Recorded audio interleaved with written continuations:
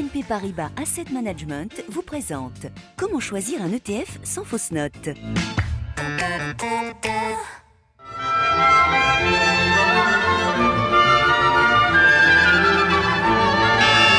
Oups, désolé, j'avais la tête ailleurs. Toi, tu étais encore en train de réfléchir aux ETF. C'est vrai qu'il en existe une multitude, remarque. Et de nombreuses bourses du monde en sont les chefs d'orchestre.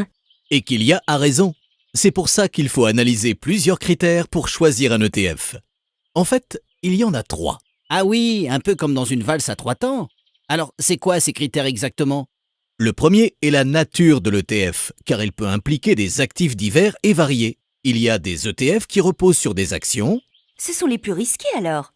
En effet, mais il y a aussi des ETF qui reposent sur des obligations, qui présentent généralement moins de risques que les actions. Ok, mais l'autre critère important, c'est le type d'indice, je crois. On s'y perd un peu. Je connais la chanson, je vais vous expliquer ça. Les indices permettent de s'exposer à une zone géographique déterminée ou à un secteur d'activité précis, ou encore à une thématique spécifique.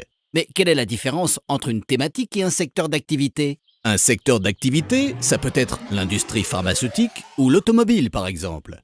On distingue une dizaine de grands secteurs d'activité au sein de l'économie mondiale.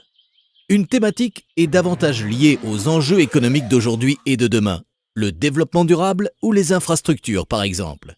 Donc, les critères pour choisir un ETF sont la nature de l'ETF et le type de son indice. Mais tu avais parlé de 3 critères. Quel est le troisième? C'est ce qu'on appelle la liquidité de l'indice. Les ETF s'échangent en continu pendant les heures d'ouverture du marché sur lequel ils sont listés. Leur cours de cotation varie en harmonie avec l'évolution du cours de leur indice répliqué. Plus l'indice est liquide, plus il sera facile pour l'ETF d'absorber des volumes importants et d'offrir une fourchette achat-vente compétitive. Une fourchette achat-vente. Tu veux dire comme celle-ci?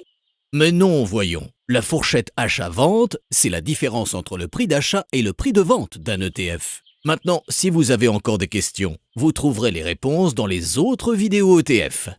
Allez, on y va tout de suite et sans fausse note, s'il vous plaît.